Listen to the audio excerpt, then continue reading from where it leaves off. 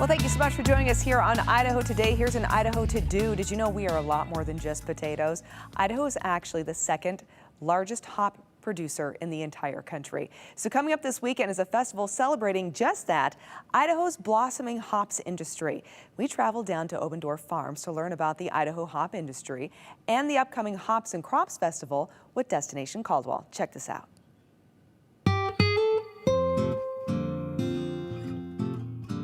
You guys, it smells amazing. We're standing in the middle of a hops field here at Obendorf Farms.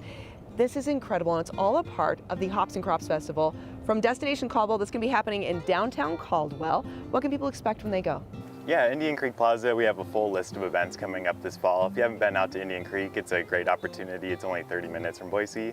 But Hops and Crops on Saturday, September 24th from 1 to 6 p.m.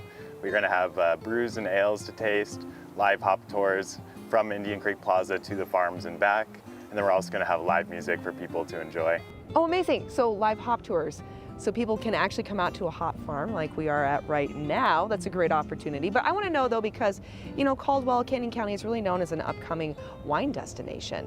But why hops? Why is Destination Caldwell focusing on hops, crops, and other local crops? Yeah, Destination Caldwell, we like to celebrate our agricultural heritage, and we love everything local. So that's why we're doing a hops event right now. Right now is hop season, so it's a pretty exciting time, a lot going on. One big part of Destination Caldwell is our Ag Venture Trail, where families, date nights, friends, they can all go experience a country living and lifestyle, come to farms like this, wineries, and other you pick food places. It's a pretty amazing experience. And speaking of hops in Idaho, Candy, you're here on behalf of the Hop Growers Commission. I want to know more about the history because there are some deep roots in Idaho. Yeah, Melissa, there are.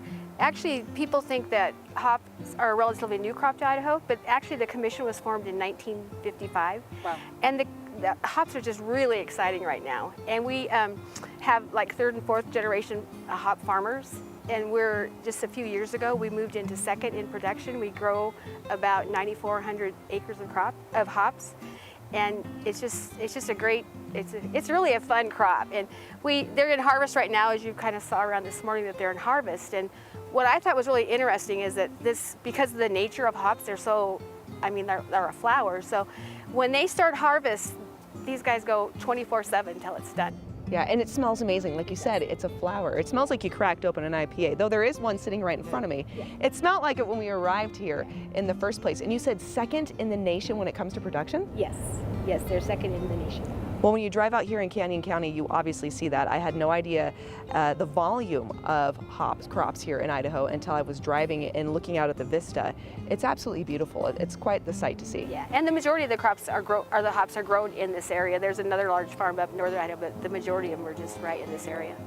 And you had mentioned tours out here at the farm, which is a great opportunity here at Obendorf, right? So when people come out here, what can they expect? So what we'll expect is you'll get on a bus in Caldwell. We'll come out, we'll start at the field. We'll start where we cut the bottoms and we load hop trucks.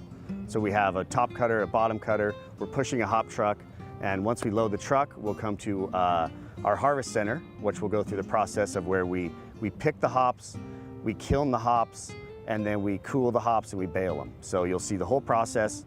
It should be a 35 to 40-minute tour, and you'll get to see, you know, the beautiful hops being dried and picked and experience all that. And it's such an amazing experience because you kind of gave me a little mini tour this morning. I wish there was smell-o-vision because clearly when you're seeing the process happen, that is a part of the experience. It's just oh yeah, the smells are amazing. Yeah, it's like I wish we could make a potpourri out of it. There you go. That's a holiday idea. You can sell that at Destination Caldwell. Hops potpourri. Yeah. But you were mentioning that you dry it out and there's this great drying process.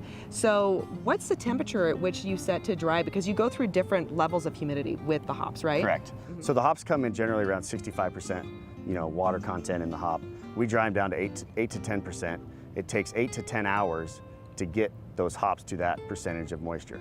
And then after that, we go to the cooling and bathing floor. We'll stay there for 24 to 48 hours, and then the hops have time to condition themselves to get stable. We put them in a 200-pound bale, and from there we ship them to our brokers we sell to, and then the hops go all over the world. All over the world. All over. So a beer that we're drinking could be coming from here. It could be. I know Chris makes his beer, right, with Oberndorf. And so tell us, what is the process though to make some delicious beverages like we have in front of us today? So yeah, so like he said, we get most of our hops from our brokers after these guys have dried and baled them. They send them out. They get pelletized, packed into oxygen-free bags, and then sent out to us.